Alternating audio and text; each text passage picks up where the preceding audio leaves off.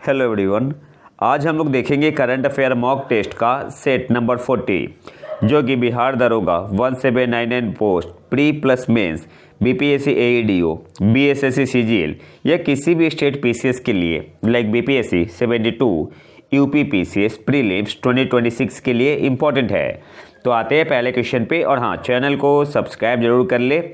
भारतीय बंदरगाहों को डेटा संचालित और एआई सक्षम बनाने के लिए इंडियन मैरीटाइम वीक 2025 में लॉन्च किए गए राष्ट्रीय डिजिटल ढांचे का नाम क्या है। मैं यहाँ पे ऑप्शन नहीं पढ़ूंगा, सीधे आंसर बताते हुए चलूंगा। तो ऑप्शन सी आपका यहाँ पे सही आंसर होगा, डीजी बंदर। भारतीय बंदरगाहों को डेटा संचालित और एआई सक्षम बनाने के लिए इंडिया मैरीटाइम वीक 2025 में लॉन्च किए गए राष्ट्रीय डिजिटल ढांचे का नाम क्या है। तो जो नेशनल डिजिटल फ्रेमवर्क है इसका नाम है डीजी बंदर। ऑप्शन ए आपका यहाँ पे, ऑप्शन सी आपका यहाँ पे सही आंसर होगा। अब यहाँ से कुछ इंपॉर्टेंट पॉइंट देख लेते हैं। जो आपका इंडियन मैरीटाइम वीक 2025 हुआ, इसकी थीम क्या थी? Uniting oceans one maritime vision. India maritime week 2025 का थीम क्या है? तो uniting oceans one maritime vision. और इसे इनोग्रेट किसने किया? तो अमित शाह ने किया। अब कुछ एक्स्ट्रा करंट अफेयर देख लेते हैं। ऑपरेशन महादेव क्या है? ऑपरेशन महादेव तो एक संयुक्त आतंकवाद विरोधी अभियान है, सिंपली इतना याद रखना है। नेक्स्ट है ऑपरेशन अजय। तो ऑपरेशन अजय क्या है? तो इजराइल और फिलिस्तीन में रहने वाले भारतीयों की मदद की जा सके। जब लड़ाई हुआ था इजराइल और फिलिस्तीन के बीच, तो बाहर निकाला गया था भारतीयों को किस ऑपरेशन से? ऑपरेशन अजय 2025। अगला हमारा है 23 जून 2025 को ईरान ने ऑपरेशन बसायर अल फतह शुरू किया, जिसका अर्थ है विजय की घोषणा। और इसका लक्ष्य कतर के दोहा में स्थित संयुक्त राज्य अमेरिका के अल उदैद हवाई अड्डे को निशाना बनाना था। यह ऑपरेशन मिडनाइट हैमर की प्रतिक्रिया थी, जिसमें संयुक्त राज्य अमेरिका ने GBU-57 मैसिव ऑर्डिनेंस पेनिट्रेटर बम और टॉम हॉक मिसाइलों का उपयोग करके ईरान के 3 परमाणु स्थलों पर हमला किया था। सिंपली आपको याद रखना है, ऑपरेशन बसायर अल फतह का संबंध किससे है? तो जो ईरान ने कतर के दोहा में स्थित संयुक्त राज्य अमेरिका के अल उदैद हवाई अड्डे पर हमला किया था, तो किस ऑपरेशन के तहत? उस ऑपरेशन का नाम था ऑपरेशन बसायर अल फतह। और जो अमेरिका ने ईरान के 3 परमाणु स्थलों पर हमला किया था, उसका नाम क्या था? तो जो अमेरिका ने ईरान पर हमला किया था, उस ऑपरेशन का नाम था ऑपरेशन मिडनाइट हैमर। नेक्स्ट आते हैं ऑपरेशन राइजिंग लायन। यह क्या है? तो ईरान पर इजराइल का अब तक का सबसे साहसिक हमला है। तो सिंपली आपको यही याद रखना है कि ऑपरेशन राइजिंग लाइन का संबंध किससे है? तो जो इजराइल ने ईरान पे हमला किया था। ऑपरेशन ट्रू प्रॉमिस 3 क्या है? तो ये जो इजराइल के खिलाफ ईरान द्वारा किए गए जवाबी मिसाइल और ड्रोन हमलों की एक महत्वपूर्ण श्रृंखला से है। अगले क्वेश्चन पे आते हैं। 6 अधिसूचित अल्पसंख्यक समुदायों के सामाजिक आर्थिक सशक्तिकरण के लिए शुरू की गई केंद्रीय क्षेत्र योजना का नाम क्या है? ये आपका सेंट्रल सेक्टर स्कीम है। तो इस योजना का नाम है प्रधानमंत्री विरासत का संवर्धन। कौन सा ऑप्शन होगा?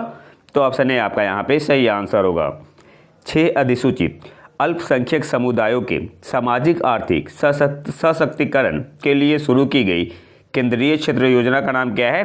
तो प्रधानमंत्री विरासत का संवर्धन, पीएम विकास इसे शॉर्ट में बोलते हैं। तो ऑप्शन ए आपका यहाँ पे सही आंसर होगा। अब यहाँ से कुछ इंपॉर्टेंट पॉइंट देख लेते हैं। ये जो आपका सेंट्रल सेक्टर स्कीम है, ये लॉन्च किया गया है किसके लिए? For the socio economic empowerment of 6 notified minority community. और कौन सी कम्युनिटी है? 6। तो मुस्लिम है, क्रिश्चियन है, सिख है, बुद्धिस्ट है, जैन है और पारसी है। नाम क्या है योजना का? तो प्रधानमंत्री विरासत का संवर्धन, पीएम विकास। और इस स्कीम में क्या है? तो जो 5 पहले के इनिशिएटिव थे उनको इंटीग्रेट किया गया है। एक्स्ट्रा करंट अफेयर पे आते हैं। गोल्डन जयकाल एम्बेसडर योजना किसने शुरू की है? किस राज्य ने? तो तमिलनाडु ने। इसके अलावा प्रधानमंत्री श्री नरेंद्र मोदी की अध्यक्षता में केंद्रीय मंत्रिमंडल ने निर्यातकों के लिए ऋण गारंटी योजना credit guarantee scheme for exporters को मंजूरी दी। यह योजना सदस्य ऋण संस्थानों को राष्ट्रीय green guarantee trustee company limited द्वारा 100% ऋण गारंटी प्रदान करती है। नेक्स्ट आते हैं, भारत परियोजना वर्षा के अंतर्गत 2026 में आंध्र प्रदेश में अपना पहला समर्पित परमाणु पनडुब्बी बेस INS वर्षा शुरू करने जा रहा है और अपनी तीसरी परमाणु संचालित पनडुब्बी INS अरिधमन को परिचालन में लाने की योजना बना रहा है। नेक्स्ट आते हैं, प्रधानमंत्री जन विकास कार्यक्रम, इसका कार्यान्वयन कौन सा मंत्रालय करता है? तो अल्पसंख्यक मामलों के मंत्रालय के द्वारा किया जाता है। नेक्स्ट आते हैं, असम के मुख्यमंत्री हिमंत बिस्वा शर्मा ने कक्षा 10 की बोर्ड परीक्षा की तैयारी कर रहे छात्रों की सहायता के लिए प्रेरणा योजना का शुभारंभ किया। तो प्रेरणा योजना का शुभारंभ किसके लिए? कक्षा 10 की बोर्ड परीक्षा की तैयारी कर रहे छात्रों की सहायता के लिए किस राज्य ने शुरू किया है? तो असम ने। नेक्स्ट आते हैं, थायुमनवर थिट्टम योजना का शुभारंभ किस राज्य ने किया? तो तमिलनाडु ने। और किस लिए किया है? तो बुजुर्ग और विकलांग नागरिकों के घर घर राशन उत्पाद पहुंचाने के लिए। नेक्स्ट आते हैं, श्रम श्री योजना किस राज्य ने शुरू किया है? तो वेस्ट बंगाल, पश्चिम बंगाल। नेक्स्ट आते हैं, पर्यटन मंत्रालय ने राज्यों को पूंजी निवेश के लिए विशेष सहायता special assistance to the states for capital investment योजना के तहत परिचालन दिशा निर्देश और परियोजना रिपोर्ट का प्रारूप जारी किया। तो सिंपली आपसे पूछ सकता है कि जो special assistance to the states for capital investment योजना है किस मंत्रालय के द्वारा किया जा रहा है इसे? तो पर्यटन मंत्रालय, मिनिस्ट्री ऑफ टूरिज्म। नेक्स्ट आते हैं, हरियाणा के मुख्यमंत्री नायब सिंह सैनी ने 22 सितंबर 2025 को हर घर छांव हर घर फल योजना शुरू की। किस राज्य ने हर घर छांव हर घर फल योजना शुरू की? तो हरियाणा ने।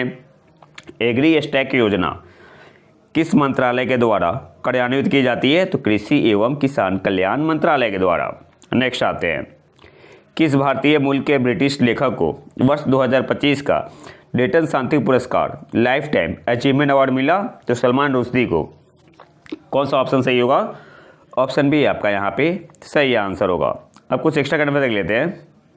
भारत सरकार द्वारा औद्योगिक प्रशिक्षण संस्थानों ITI के आधुनिकीकरण के लिए शुरू की गई योजना का नाम क्या है? तो PM सेतु नाम है, PM सेतु। और PM सेतु का मतलब क्या हुआ? PM स्टैंड्स फॉर प्रधानमंत्री skilling and employability transformation through upgraded ITI, ये आपको याद रखना है। नेक्स्ट आते हैं,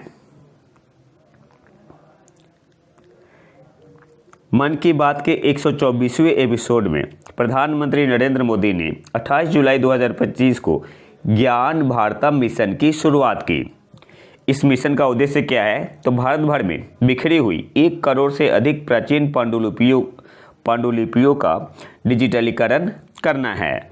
नेक्स्ट आते हैं, जो आपका प्रधानमंत्री किसान सम्पदा योजना है किस मंत्रालय द्वारा कार्यान्वित एक योजना है? तो आंसर क्या होगा? खाद्य प्रसंस्करण उद्योग मंत्रालय के द्वारा। नेक्स्ट आते हैं, वर्ल्ड स्पेस वीक 2025 का विषय क्या है? विश्व अंतरिक्ष सप्ताह 2025 का विषय क्या है? तो लिविंग इन स्पेस। कौन सा ऑप्शन सही होगा? ऑप्शन डी आपका यहाँ पे सही आंसर होगा। अब यहाँ से कुछ इंपॉर्टेंट पॉइंट देख लेते हैं। वर्ल्ड स्पेस वीक कब से कब तक मनाते हैं? तो 4 से 10 अक्टूबर। थीम क्या है 2025 की? तो यूनाइटेड नेशन ग्लोबल थीम है लिविंग इन स्पेस। तो ऑप्शन डी आपका यहाँ पे सही था। इसके अलावा नेशनल स्पेस डे कब मनाते हैं? 23 अगस्त को। 23 अगस्त को। और क्यों मनाते हैं इसका आंसर आपको कमेंट बॉक्स में बताना है। और 2025 में इसका आपका ये दूसरा एडिशन था। कौन सा था? सेकेंड एडिशन था।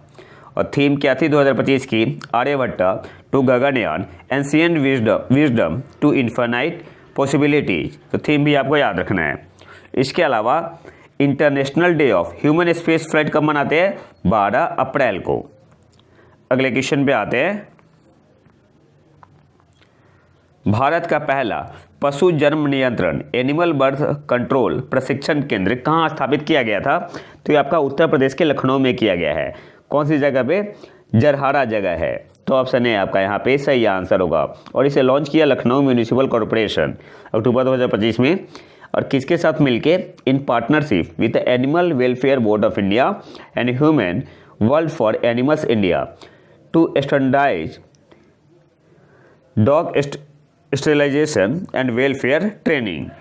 अगले क्वेश्चन पे आते हैं। एक्स्ट्रा करंट अफेयर है, किस देश ने मधुमक्खियों को नियंत्रित करने के लिए दुनिया का सबसे हल्का मस्तिष्क नियंत्रण उपकरण विकसित किया है? तो चीन ने। कितना वेट है? 74 mg।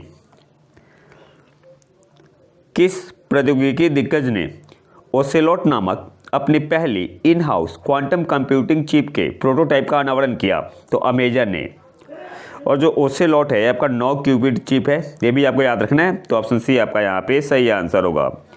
और जो माइक्रोसॉफ्ट का जो क्वांटम कंप्यूटिंग चिप है उसका नाम क्या है? मेजराना 1। अगले क्वेश्चन पे आते हैं। एक्स्ट्रा करंट अफेयर है, भारतीय रेत कलाकार सुदर्शन पटनायक रेत कला में उत्कृष्टता के लिए फ्रेड डेरिंगटन सैंड मास्टर पुरस्कार प्राप्त करने वाले पहले भारतीय बन गए हैं। अगला जो हमारा है, उत्तर प्रदेश पुलिस के जांच अभियोजन और 2 सिद्धि पोर्टल ने अप्रैल 2025 में पुलिस और सुरक्षा श्रेणी में राष्ट्रीय स्कॉच पुरस्कार जीता। अगले क्वेश्चन पे आते हैं। भारत का पहला वाणिज्यिक इलेक्ट्रिक ट्रक बैटरी स्वैपिंग और चार्जिंग स्टेशन कहाँ शुरू किया गया? तो सोनीपत हरियाणा। ऑप्शन बी आपका यहाँ पे सही आंसर होगा। और अगर एग्जैक्ट पूछ ले तो कहाँ पे? At the Delhi international cargo terminal in पंछी गुजरान विलेज, जो कि सोनीपत डिस्ट्रिक्ट में है, हरियाणा में। एक्स्ट्रा करंट अफेयर है, जल के नए खोजे गए चौथे रूप को क्या कहा जाता है? तो प्लास्टिक आइस 7। ऑप्शन सी आपका यहाँ पे सही आंसर होगा। और इसको किसने डिस्कवर किया है? तो लिविया बोवे फ्रॉम सोरबोन यूनिवर्सिटी। तो ये भी पूछ सकता है एग्जाम में। AIIB यानी एशियन इंफ्रास्ट्रक्चर इन्वेस्टमेंट बैंक के नए अध्यक्ष के रूप में किसे चुना गया है? तो जू जियाई। ऑप्शन सी आपका यहाँ पे सही आंसर होगा। और ये चीन की farmer vice minister of finance रह चुकी है। एक्स्ट्रा करंट अफेयर बातें हैं। सब लेफ्टिनेंट आस्था पुनिया नौसेना विमानन की लड़ाकू शाखा में प्रवेश करने वाली पहली महिला बनी। नाम क्या है? आस्था पुनिया।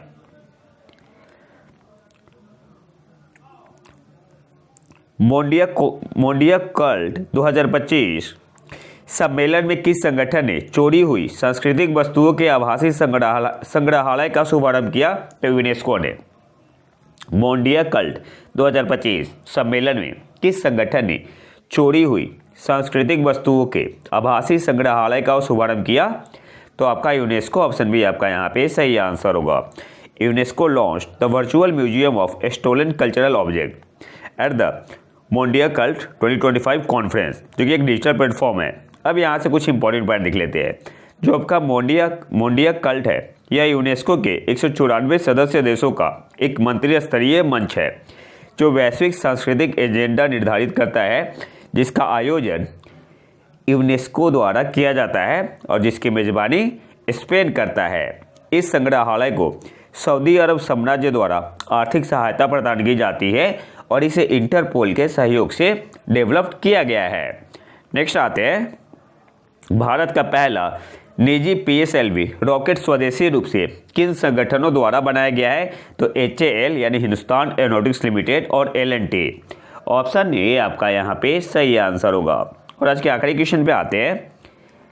गणतंत्र दिवस परेड 2026 के मुख्य अतिथि कौन होंगे? अच्छा, कौन सा है आपका 2026 में? तो 77th रिपब्लिक डे है।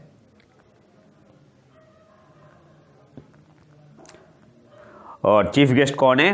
तो एंटोनियो कोस्टा और उर्सुला वॉन डेर लेयन दोनों। तो ऑप्शन सी आपका यहाँ पे सही आंसर होगा। जो एंटोनियो कोस्टा है ये प्रेसिडेंट है किसके? यूरोपियन काउंसिल के। और जो उर्सुला वॉन डेर लेयन है ये प्रेसिडेंट है यूरोपियन कमीशन। तो ऑप्शन सी आपका यहाँ पे सही आंसर होगा। तो ये तो था हमारा आज का लेक्चर। अगर आपको इसका PDF चाहिए तो आप हमारे टेलीग्राम चैनल प्रतीक IQ करंट अफेयर को ज्वाइन कर सकते हैं। यहाँ पे सेट 1 से लेके सेट 40 तक का कंपाइलेशन अपलोड कर दिया गया है। तो अगर वीडियो पसंद आए तो लाइक करें और चैनल को सब्सक्राइब जरूर कर लें। मिलते हैं नए वीडियो में नए टॉपिक के साथ। तब तक के लिए नमस्कार, जय हिंद।